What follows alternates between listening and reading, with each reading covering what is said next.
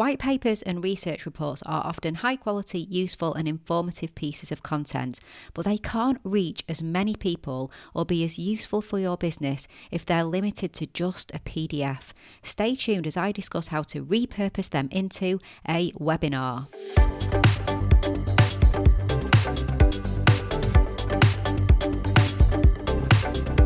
You're listening to the Content 10x podcast, where it's all about content repurposing. I'm Amy Woods and I'm here to help you maximize your content and find smart ways to get your message in front of more of the right people, whilst also saving time. Let's get started.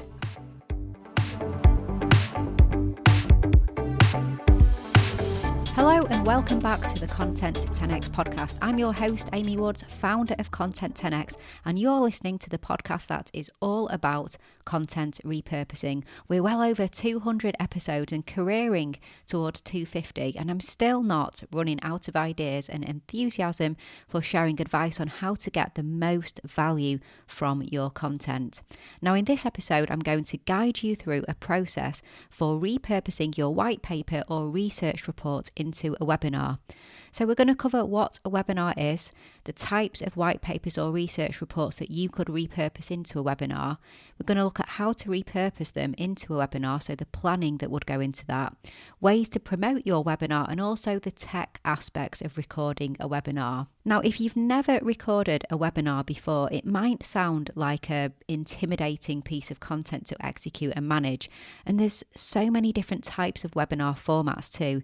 So before you potentially balk at this idea, let me explain what exactly a webinar is in the context that I'm covering today in this episode. Now, in its purest form, a webinar is just a piece of video content. And what's so great about a webinar is that, yes, they have this professional sounding name, but really, a webinar is just a video where a person or a group of people discuss a particular topic, just like a seminar. So you see how webinar and seminar rhyme. That's because a webinar is a seminar on the web. You may have seen webinars with one presenter or a presenter and an interviewee, or maybe a round table or panel discussion webinar with experts weighing in. Webinars, they may have presentations or slides to illustrate points, but that's not an essential component of a webinar. They can be pre-recorded or hosted live with the options to have the audience join and comment or not. So basically what I'm saying is a webinar is an educational video that you have a lot of freedom to create in the way that you want. I shared another podcast episode on webinars a while ago, and that was all about how to repurpose webinars. It was episode 33, How to Repurpose Webinars with Louise Brogan. So it's an oldie, but it's still relevant today. So head to content10x.com/133 to check that episode out. So why is a white paper or research report good for repurposing into a webinar? So there are quite a few reasons, but the main one is that white papers and reports are usually content that speaks in depth about a problem or topic within your industry. So they're very powerful for building credibility and help to establish you personally or your business as a thought leader on that particular topic. And webinars have a very similar outcome. The difference is that webinars are a completely different medium. They're video content, which can be shared far and wide on social media platforms, your website, YouTube channel, and more. And then, of course, there's all the repurposing that video presents. So white papers and research reports are often very limited to a downloadable document only available on your website. Therefore, without an active repurposing and distribution strategy, it can be difficult to get white papers and research reports out as far and wide as you want them to reach. And that's why a webinar is a perfect partner to help launch and promote your white paper or research report. Here's a great example. Now, I always keep my ears to the ground for the annual Infinite Dial report by Edison Research and Triton Digital. So if you're a regular listener to the show, you'll have heard my episodes where I share their findings and what it means for content marketing. If you're not familiar with it, the Infinite Dial is the longest running survey in the US that looks at digital media consumer behaviour, and in particular there's a big focus on digital audio and podcasting, as well as looking at social media awareness and usage, what devices we use and more. It's really, really interesting.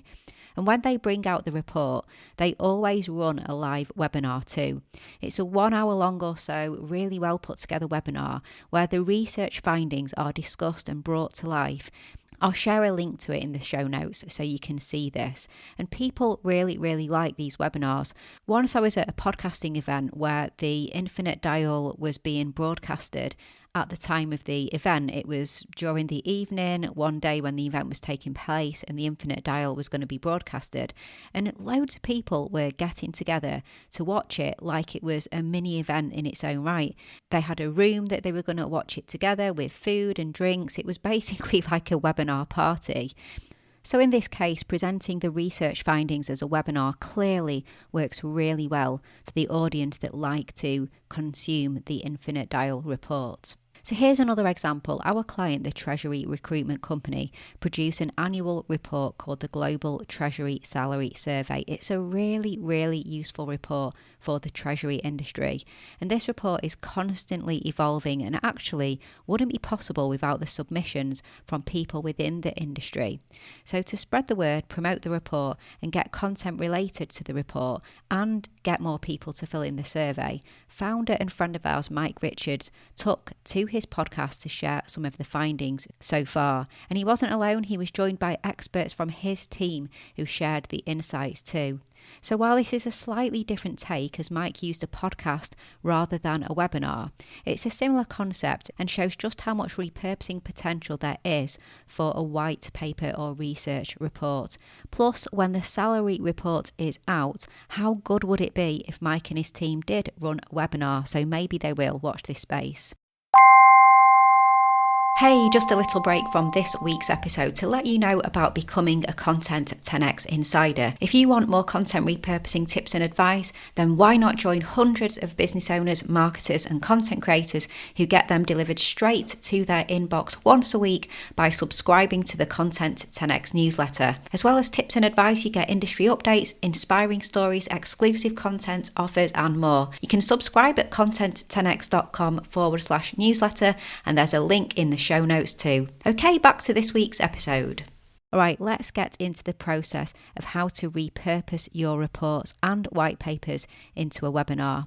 First, if your white paper or research report covers many areas, you might want to pick out just one topic from your white paper to discuss, so drill down and make your webinar really focused. If you already have a focus paper or report, then pull out the key points that you are going to present on. And if you're interviewing someone, use your key points to write some interview questions or use them as a rough guide for things to talk about to keep the conversation structured and on point. If you have a paper that covers a broader range of topics and you focus on just one in your webinar, then you can always take the other topics and turn them into more webinars and run a series of webinars. I always think it's best for webinars to dig deep into one particular subject rather than gloss over a broad range.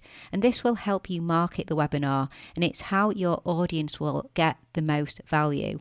Now that said, webinars like the Infinite Dial or say a webinar on an annual salary survey may not need to be broken down and may be best as one great webinar covering everything. And that's likely what audiences would want in that instance. So you just need to take that step back and work out how you can break it down and structure your webinar. Then you'll need to think about if you want to host it solo or invite guests.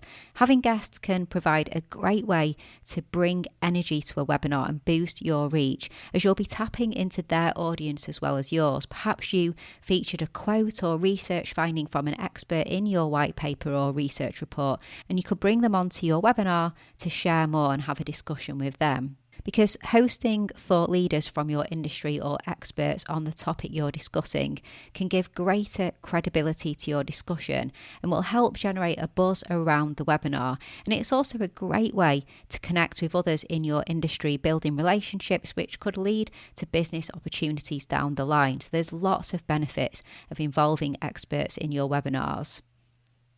If your white paper or research report is already live, engage with people who've already read it to find out what they want to know more about. And it's likely they'll have some questions or thoughts that you can discuss in the webinar, and perhaps they'll shine a light on something that you've not even considered yet. So involve the people who are already interested in and have consumed your white paper or research report. Likewise, if you sent out an email blast when you launched the white paper, reach out to those contacts again and ask them if they'd like to ask a question or share feedback. Or you could ask them what topics they'd love to see you cover in the webinar, or even who they think you should invite to interview. And when the webinar is organised, these are also the people that you want to make sure you let know where and when they can watch the webinar, because this is the other thing that you'll want to consider: promotion. Promoting your webinar should be made easier because you already have a lot of the content from the white paper or report to play with. You could turn key points or statistics into quote graphics or infographics for sharing on social media and just drum up some excitement. Also, consider running some paid campaigns on social media. Talk about the webinar in groups you are in, like a LinkedIn group or Reddit community or Discord community, wherever your audience hang out, and let as many people know and ask them to share as well. And also mention to your clients about your webinar, your current and past clients as well. These are all people who were likely interested in the research and in the report and perhaps aren't readers, so they might prefer to hear the findings through a webinar than reading a report. So we've covered what you're going to talk about, but what about the tech side of hosting a webinar? Now, there's plenty of software out there that you can use, and it's really dependent on what you want to do with your webinar. That will help decide the type of software that you'll need. If you're hosting a live webinar, you could use something like Zoom. Very nice and easy. Most people know how to use Zoom these days. If you want something with more powerful capabilities for live broadcasting and Q&A features, etc., then check out Webinar Jam or GoToWebinar, or do some research to find the platform that suits your needs best. There's lots of platforms out there. For pre-recorded, Zoom is still an option as well, or you could use Squadcast or Riverside.fm as well, so go check them out.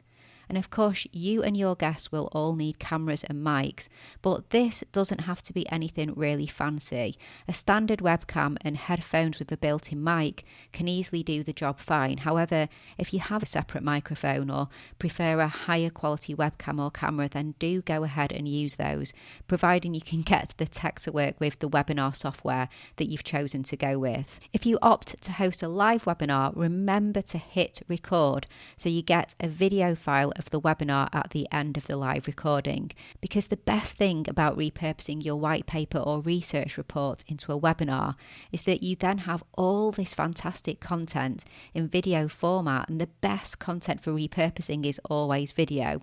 You can chop and change this into so much more brilliant material for your research, and even strip out the audio to make a podcast episode. I could go down a webinar repurposing rabbit hole here, but more on that another time. And as I mentioned, I shared another podcast episode on how to repurpose webinars in episode 33, how to repurpose webinars with Louise Brogan. It's a bit of an old one, but it still has lots of good tips in there. So do head to content10x.com/133 for more on that. All that's left to do is then share your webinar with the world. If it's live and public, so you didn't gather email addresses to invite people to it, for example, and do it more in private, then see if you can stream it on your social media channels.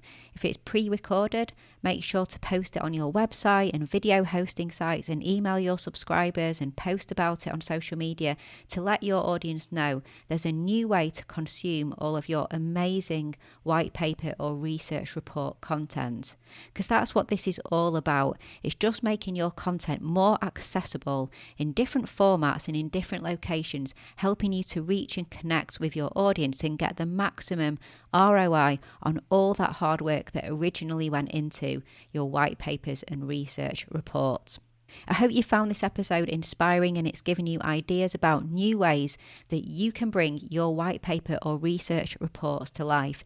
Maybe you were considering commissioning some research this year, but you weren't sure if it's worth it, and now all this additional ROI has changed your mind. And finally, if you like this idea to either plan and host your own webinar or maybe be interviewed on someone else's webinar, then do check out our brand new guide covering all the things you need to know about being an amazing video interviewee.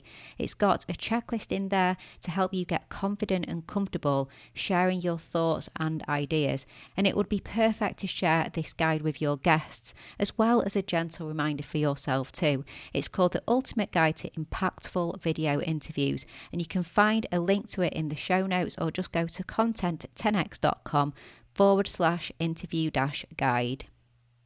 Now, I hope you enjoyed this episode. Let me know, send me a message on social media. I'm at Content10x on all the social platforms, or find me, Amy Woods, founder of Content10x, on LinkedIn. Connect with me and let me know that you listened to this episode. As always, if you want help with your repurposing, then that's what we do. So check out our services at content10x.com/services.